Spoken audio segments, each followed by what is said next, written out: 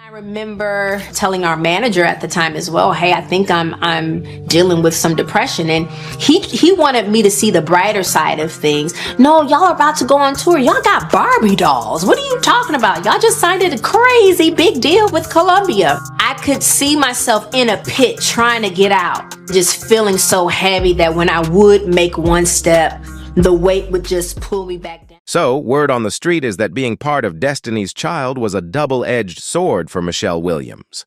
On one hand, she was a member of one of the most iconic girl groups of all time, racking up chart-topping hits like it was second nature. But on the other hand, she was constantly treated like the outsider. Fans often saw her as just a filler, like the third wheel of the group. Even those behind the scenes made it clear she wasn't the first pick, constantly reminding her how lucky she was to be there, as if people weren't ready to take her place at any moment.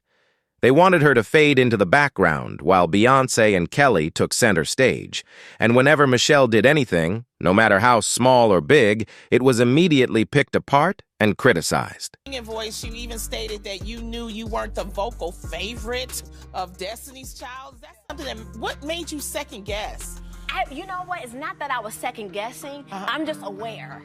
You know, some people are like, oh my gosh, it's stuck. They say it stuck with her. No, it didn't stick with me. You know, just sometimes you're aware that you're not everybody's favorite. Fast forward to today, and fans still won't let Michelle Williams breathe. But now, Michelle is finally speaking up, opening up about all the times she was pushed aside so Beyoncé and Kelly could take center stage. So let's rewind for a second. Who is Michelle Williams, really? Most people only remember her as the last member to join Destiny's Child. But the truth is, Michelle had already been grinding long before that moment. She had deep roots in music, starting to sing in church at just 7 years old. Over the years, she developed her own unique voice, shaped by her gospel upbringing. And if you really listen to Destiny's Child's music, you can hear that soulful energy in the way she sings.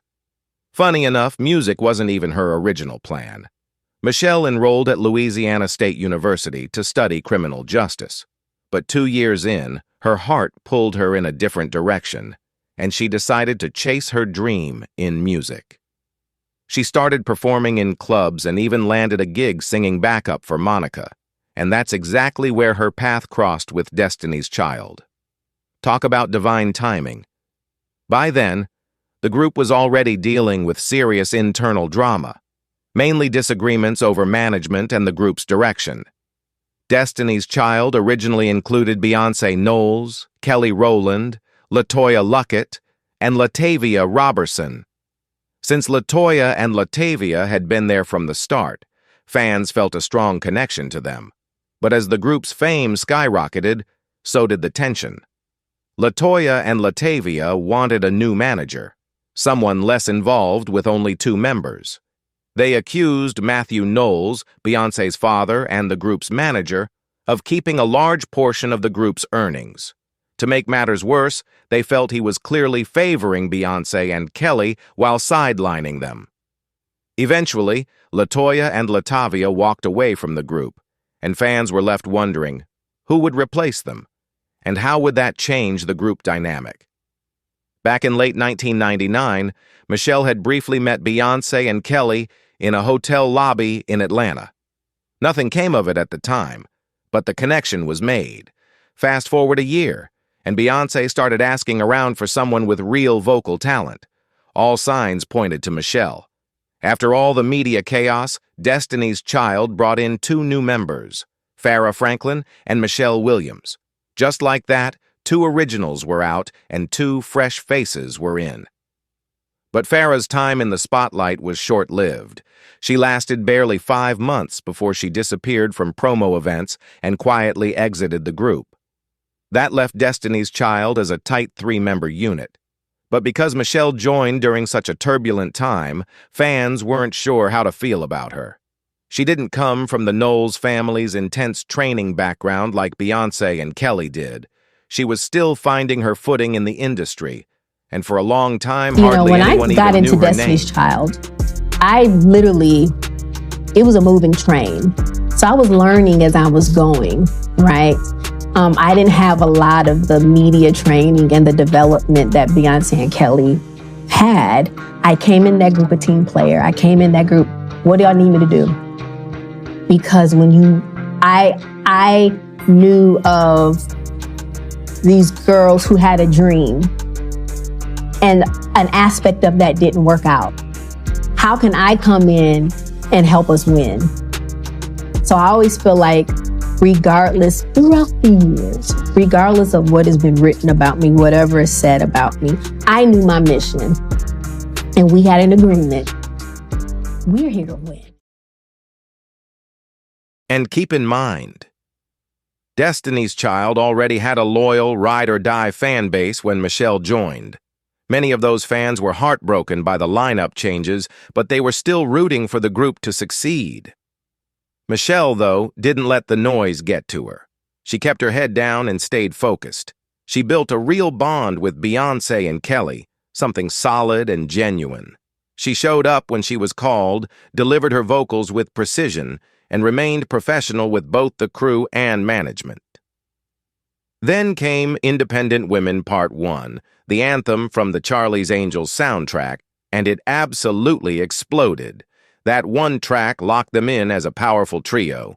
With that momentum, they dropped the album Survivor. And if you thought Destiny's Child was already a big deal, Survivor launched them into a whole new stratosphere. The album debuted at #1 on the Billboard charts and reportedly sold around 10 million copies worldwide.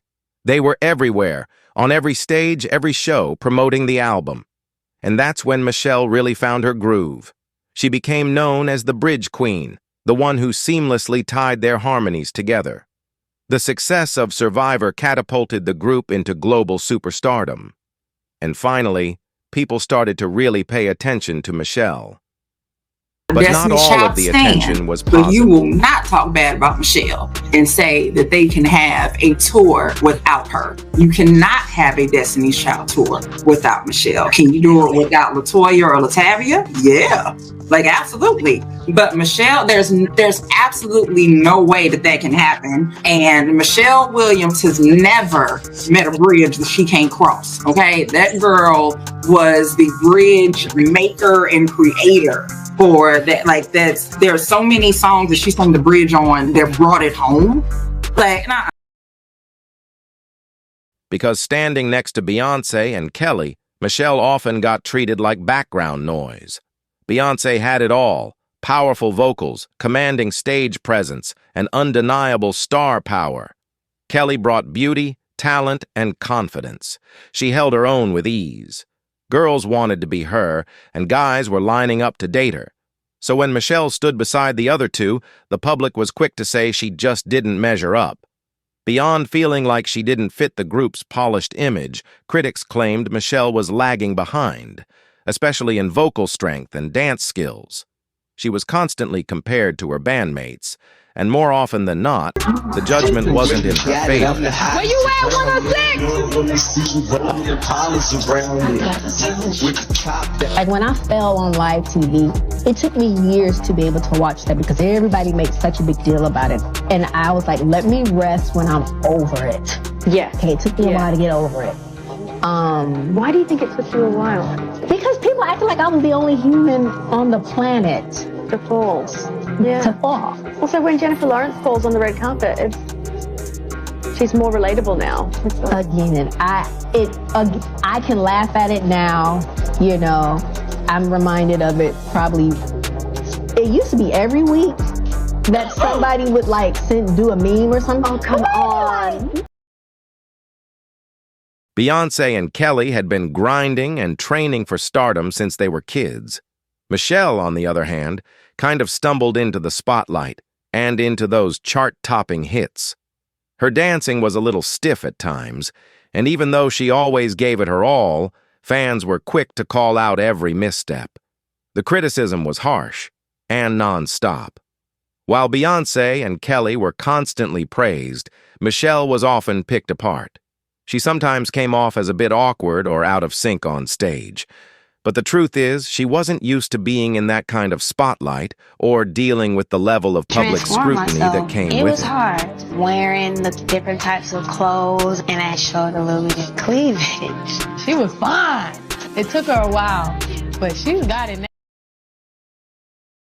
Being part of Destiny's Child gave Michelle a huge stage, but it also put her in a box. Sure, she had the spotlight, but most of the time she was singing bridges, ad-libs, or background vocals. That made people assume she only got those parts because she couldn't keep up with Beyonce and Kelly. And on top of that, fans still hadn't gotten over the exit of Latavia and LaToya. Their frustration? They aimed it straight at Michelle, someone who had absolutely nothing to do with that drama. As the group's success soared, the pressure and criticism started to take a real toll on Michelle. She even confided in Matthew Knowles, saying she felt depressed and needed a break. But he brushed it off, telling her she had no reason to feel down. From his point of view, the group was thriving, brands were calling, and the money was pouring in. So why was she unhappy? But Michelle's struggle was real. Despite being part of one of the biggest girl groups ever, she couldn't fully leverage that fame for herself. What most people forget is, she was actually the first to go solo. Her biggest success came from staying true to her gospel roots, which helped her build a loyal fan base outside the Destiny's Child image. Her fourth album, Journey to Freedom, brought her back into the spotlight. It did well, debuting at number 29 on the Billboard 200.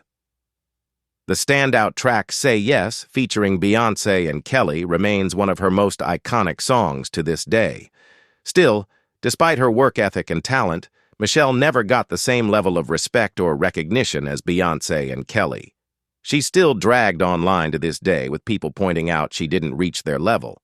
But lately, the tide has started to turn. Fans are speaking up, finally defending her and giving her the flowers she's always deserved. Michelle Williams didn't get the grace or praise she earned. She joined Destiny's Child years later, learned everything Beyonce and Kelly had been training for since childhood, and still carved out a place for herself. She truly is the Bridge Queen. People were harsh on Michelle for no reason. Her learning curve was enormous, and yet she stood on stage night after night with two performers who had been rehearsing for this moment since they were kids. That's not just impressive, it's iconic. Think about it. Michelle had to learn songs from 2 albums, master the lyrics, harmonies, choreography, and chemistry of the group, all in just a few months. She deserves her credit. But what do you think? Did Beyonce and Kelly truly outshine Michelle in Destiny's Child? Or is it time to give Michelle her long overdue respect? Drop your thoughts in the comments below, and don't forget to like and subscribe. There's plenty more tea on the way, and trust me, you won't want to miss a single drop. Catch you in the next one.